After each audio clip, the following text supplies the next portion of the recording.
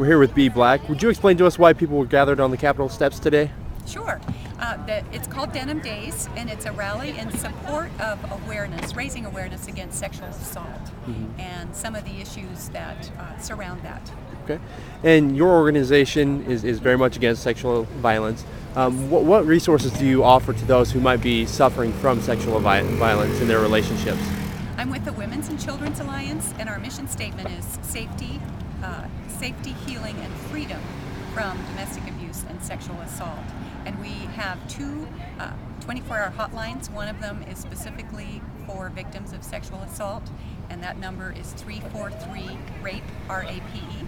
And the other is we have counselors who help women who have suffered sexual assault or abuse to work through the issues that surround that. How big of a problem do you think sexual assault is here in Idaho? I think it's a much bigger problem than we realize. Just in terms of our own Boise Police Department, we had about 100 cases of rape that were reported last year.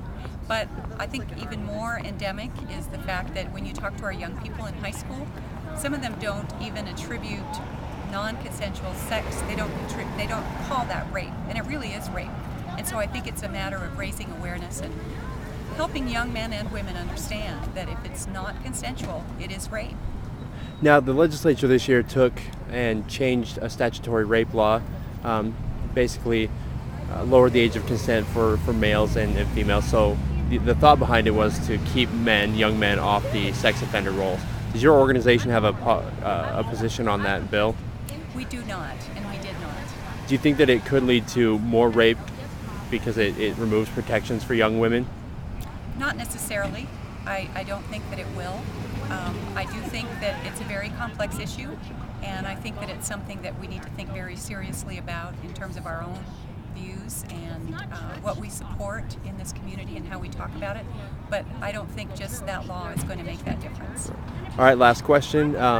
If you could speak directly to somebody who is dealing with sexual assault in their relationship, man or woman, Yes. What would you say to them, and what would you want them to know? Well, I would say number one is that you are not alone, and that it is not something that you should take the ownership of. It is not your fault.